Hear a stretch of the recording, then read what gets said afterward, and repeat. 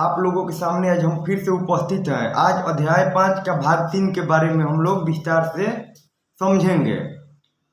आप लोगों से अनुरोध है कि मेरे चैनल को सब्सक्राइब करें, शेयर करें और लाइक करें। लोगों की सामाजिक असमानताओं के बारे में पता करना आज का यही विषय है। असमानता मतलब भेदभाव होता है। पुरातत्वविद यह मानते हैं कि कंकाल के साथ पाई गई चीजें मरे हुए व्यक्ति की ही रही होगी।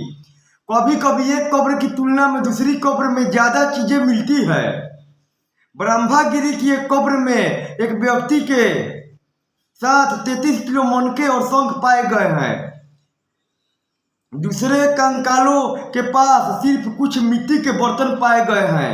यह दफनाए गए लोगों की सामाजिक स्थिति में भिन्नता का पता चलता है। इससे कुछ लोग अमीर थे और कुछ लोग गरीब, कुछ लोग सरदार थे तो कुछ अनुयायी, मतलब सभी एक समान नहीं थे। तो जैसा व्यक्ति वैसा तरह का सामान मिला था। बड़े व्यक्तियों के साथ महंगे महंगे चीजें दफनाई गई थी।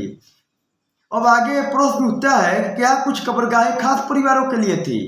कभी कभी महापाषाणों में एक से अधिक कंकाल मिले हैं। महापाषाण का अर्थ होता है एक बड़ा पत्थर। वे यह दर्शाते हैं कि शायद एक ही परिवार के लोगों को एक ही स्थान पर अलग अलग समय पर दफनाया गया था। बाद में मरने वाले को पोर्ट होल के रास्ते कब्रों में लाकर दफनाया गया था। ऐसे स्थानों पर गोलाकार लगाए गए पत्थरों या चट्टान चिन्हों का काम करते थे, जहां लोग आवश्यकता अनुसार शवों को दोबारा दफनाने आ सकते थे। इनाम गांव में एक विशिष्ट व्यक्ति के कब्र। इनाम गांव जो है महाराष्ट्र राज्य में है। यह भीमा की सहायक नदी घोड़ के किनारे एक जगह है। इसके लिए हम लोग एक सूत्र का प्रयोग करेंगे।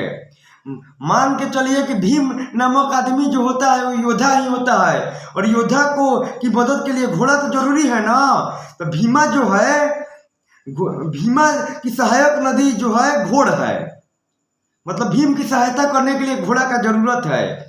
इस जगह पर 3600 से 2700 साल पहले लोग रहते थे। यहाँ वयस्क लोगों को प्रायः गधे में सीधा लिटा कर दफनाया जाता था। वयस्क लोग मतलब जो 18 साल या उससे अधिक के हो गए। उनका सिर उत्तर की ओर होता था। कई बार उन्हें घर के अंदर ही दफनाया जाता था। ऐसे बर्तन जिनमें शायद खाना और पानी हो, दफनाए गए शव के पास रख दिए जाते थे। एक आदमी को 5 कमरों वाला मकान के आंगन में 4 पैरों वाले मिट्टी के एक बड़े संदूक को दफनाया गया था। संदूक जिसको हम लोग बॉक्स या बक्सा बोलते हैं। बस्ती के बीच में बसा यह घर गांव के सबसे बड़े घरों में एक था। इस घर में अनाज का एक गोदाम भी था और शव के पैर मुड़े हुए थे। क्या हम बताते हैं कंकालों के अध्ययन कैसे किया जाता है। छोटे आकार के आधार पर बच्चे के कंकाल को आसानी से पहचाना जा सकता है, लेकिन एक बच्चे और बच्ची के कंकाल में कोई बड़ा फर्क नहीं होता है, मामूली फर्क होता है। क्या हम यह पता लगा सकते हैं कि कंकाल किसी पुरुष का था या स्त्री का। कभी कभी लोग कंकाल के साथ मिले सामानों के आधार पर इसका अंदाज लगाते थे। उदाहरण के लिए यदि कंकाल के साथ गहने मिलते हैं तो कई बार उसे महिला का कंकाल मान लिया जाता है। लेकिन ऐसी समझ के साथ समस्याएं हैं, कठिनाइयां हैं। अक्सर पुरुष भी आभूषण पहनते थे। कंकाल का लिंग पहचानने का बेहतर तरीका अस्थियों की जांच है। लिंग मतलब पुल्लिंग है या स्त्रीलिंग है।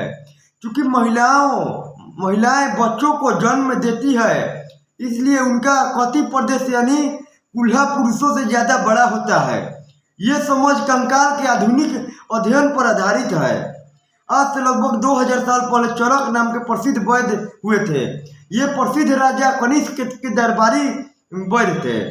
उन्होंने चिकित्सा शास्त्र पर चरक संहिता नाम की पुस्तक लिखी। वे कहते हैं कि मनुष्य में 307 अस्थियां होती है। यह आधुनिक शरीर रचना विज्ञान की 206 अस्थियों से काफी ज्यादा है।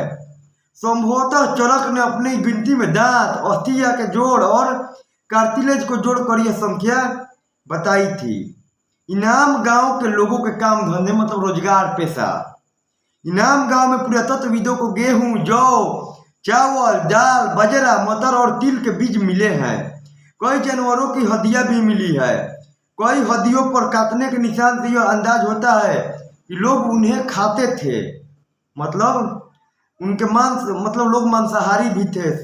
गाय, बैल, भैंस, बकरी, कुत्ता, घोड़ा, गधा, सुअर, सांभर, चितकबरा, हिरण, कृष्ण मृग, मतलब कृष्ण मतलब काला और मृग मतलब हिरण, मतलब काला हिरण, खरहा जिसको हम खरगोश भी बोलते हैं, नेवला, चिड़िया, घड़ियाल, कछुआ, केकड़ा और मछली की अस्थियां भी पाई गई है। और इससे साक्ष्य मिले हैं कि साक्ष्य मतलब प्रमाण या सबूत होता है कि बेर, आंवला, जामुन, खजूर और कई तरह की रसभरिया एकत्र की जाती थी। रसभरिया इसलिए बोला जाता है कि फलों में रस होते हैं। अब हम लोग चीन के बारे में जानेंगे। लगभग 3500 साल पहले हमें यहाँ लेखन कला, मतलब लिखने की कला का सबसे पुराना उदाहरण पाते हैं। यह जानवरों की हड्डियों पर लिखा गया था। इन्हें भविष्यवाणी करने वाली हड्डियां कहा जाता है। भविष्यवाणी का मतलब कि भविष्य में क्या होगा, आगे चलकर क्या होगा, क्योंकि यह मान्यता थी कि भविष्य बताती है। राजा लोग लिपिकारों से इन हड्डियों पर सवाल लिखवाते थे। लिपिकार मतलब क्लर्क, जिनको इंग्लिश में हम लोग बोलते हैं, कि वे युद्ध जीतेंगे या नहीं जीतेंगे, क्या फसलें अच्छी होगी, क्या उन्हें पुत्र होगा कि पुत्री होगी। फिर हड्डियों को आग में डाल दिया जाता था, जहाँ गर्मी से हड्डियां चटक कर दरारें पड़ जाती थी। भविष्यवक्ता इन दरारों को बड़े ध्यान से देखकर भविष्यवाणी करने की कोशिश करते थे, यानी प्रयास करते थे। जैसा शायद तुम सोच रही होगी, ये भविष्यवक्ता कभी कभी गलती भी करते थे। ये राजा शहरों में महल बनाकर रहते थे। उन्होंने बेशुमार दौलत इकट्ठी कर ली थी, जिनमें बड़े बड़े नक्काशी किए हुए कांसे के बर्तन, नक्काशी मतलब उस पर आकृति बनाए गए हैं तो सुंदर लगने के लिए, लेकिन वे लोहे का इस्तेमाल करना नहीं जानते थे। हम लोग इस विषय को यहीं पर समाप्त करते हैं और कल हम अध्याय 6 लेकर उपस्थित होंगे। साथियों, आप लोगों से हम विदा लेते हैं। धन्यवाद।